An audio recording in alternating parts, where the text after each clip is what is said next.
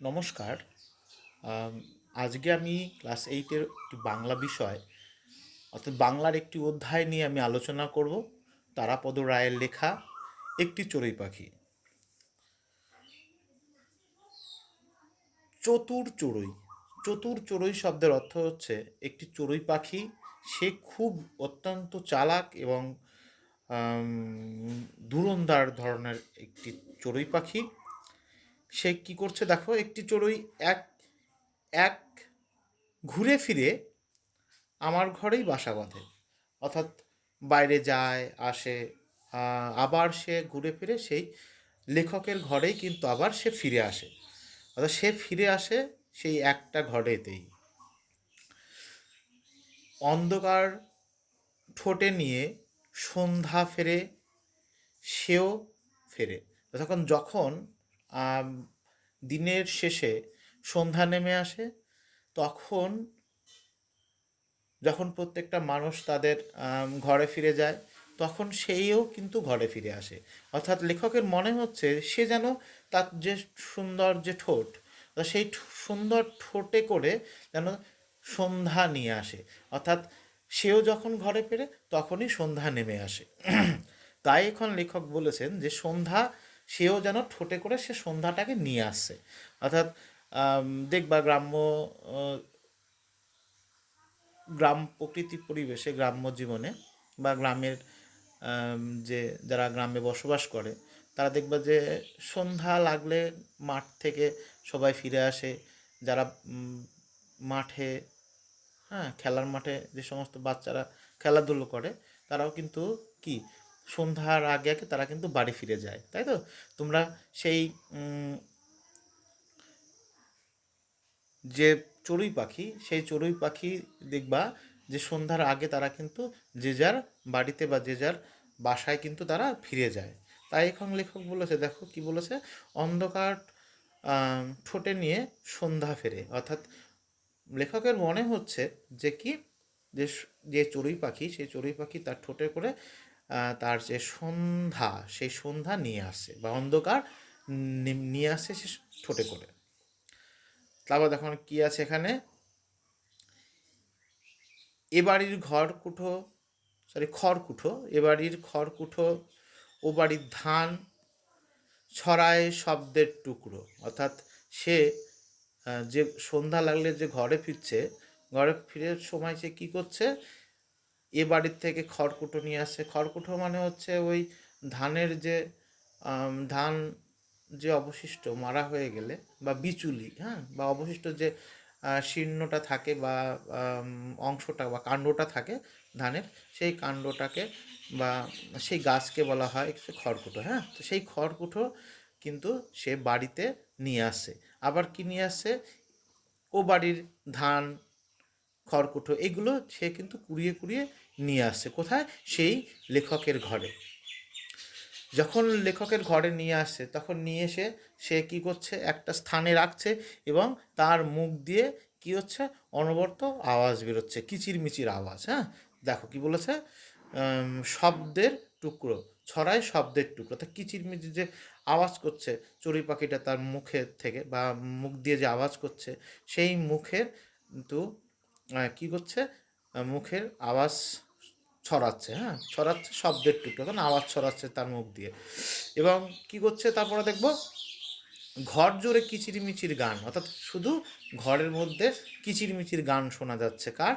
এই চড়ুই পাখির কিচিরমিচির শব্দ শোনা যাচ্ছে। অর্থাৎ সেই শব্দকেই লেখক কিন্তু গান বলেছে। হ্যাঁ, কখনো সে কাছাকাছি কৌতূহলী দু চোখ মেলে। অর্থাৎ লেখক যখন এই চড়ুই পাখিটাকে খুব কাছে থেকে দেখছে, অর্থাৎ তখন মনে হচ্ছে যেন কি, এই যে চড়ুই পাখিটা, এই চড়ুই পাখিটা লেখকের দিকে কৌতূহলী কৌতূহলীর চোখে তার তাকাচ্ছে। অর্থাৎ দুটো চোখ, এই যে দুটো চোখ চড়ুই পাখির, এই দুটো চোখ কিন্তু কৌতূহলী সম্পূর্ণ রয়েছে। অর্থাৎ কৌতূহলী চোখে কিন্তু লেখকের দিকে তাকাচ্ছে এই চড়ুই পাখি। কৌতূহলীর দিকে তাকিয়ে কি ভাবছেন চড়ুই পাখি, দেখো, অবকাশ দৃষ্টিতে সে দেখে, মানে একটু আর চোখে সে দেখছে, কৌতূহলীর চোখে বা আর চোখে সে দেখে কি দেখছেন বা সে মনে মনে কি ভাবছেন চড়ুই পাখিটা? দেখো মনে মনে কি ভাবছে চড়ুই পাখি, কৌতূহলী চিহ্নে, কৌতূহলী চোখে, দু চোখে এবং অবাক দৃষ্টিতে সে ভাবছে, লেখকের দিকে তাকাচ্ছে আর ভাবছে যে হয়তো ভাবে, অর্থাৎ লেক চড়ুই পাখিটা ভাবে হয়তো কিভাবে, এই যে লোকটা অর্থাৎ যে আম, লেখক, অর্থাৎ যে ঘরেতে লেখক থাকেন, সেই ঘরের মধ্যে যে সেই লোকটা, অর্থাৎ যে ঘরেতে চড়ুই পাখি থাকছে, অর্থাৎ সেই লোকটাও থাকছে, অর্থাৎ সেই লোকটা ভাবছে কি ভাবছে, লোকটা চলে গেলে, অর্থাৎ চড়ুই পাখি ভাবছে কি ভাবছে, লোকটা চলে গেলে এই ঘরে দরজা, জানালা, টেবিল, ফুলদানি, বই খাতা সবই আমারই হবে। অর্থাৎ লেখকের যে ব্যবহৃত জিনিস, অর্থাৎ লেখক যে জিনিসগুলো ব্যবহার করে, দরজা, জানালা, টেবিল, ফুলদানি, বই খাতা, এইগুলো সব আমারই হবে। অর্থাৎ কার হবে? চড়ুই পাখির হবে। অর্থাৎ ঘরের মধ্যে দুটো মানুষ বসবাস করছে, এক হচ্ছে চড়ুই পাখি আর একটা হচ্ছে সেই মানুষটা। অর্থাৎ সেই চড়ুই পাখি একসময় কৌতূহলীর চিহ্নে বা কৌতূহলীর চোখে সে অবাক দৃষ্টিতে লেখকের দিকে তাকিয়ে তাকিয়ে ভাবছেন কি, এই যে লেখকের যে ব্যবহৃত জিনিস, সেই জিনিস, জানালা, দরজা, টেবিল, ফুলদানি, বই খাতা, এই সবই বোধহয় আমারই হবে। অর্থাৎ কার হবে? চড়ুই পাখির হবে। তারপর দেখো কি বলেছে, আমাকে দেবেন বিধাতা। অর্থাৎ বিধাতা মানে হচ্ছে কি? ভগবান বা ওপরওয়ালা, ঠিক আছে? সেই বিধাতা অর্থাৎ কাকে দেবে? চড়ুই পাখিকে দেবে, ঠিক আছে? তারপরে দেখো কি আসছে দ্বিতীয় প্যারায়, আবার কার্নিশে বসে চাহনিতে তাচ্ছিল্য মজার ভাবটা যেন। অর্থাৎ কার্নিশ হচ্ছে ওপরের যে বাড়ির যে ছাদ, ছাদে দেখবা কারো কোনো কোনো বাড়িতে একটু বাড়ানো থাকে ছাদ, তা সেই আম, ছাদের যে বাড়তি অংশটুকু, সেই বাড়তি অংশটুকে বলা হয় কার্নিশ।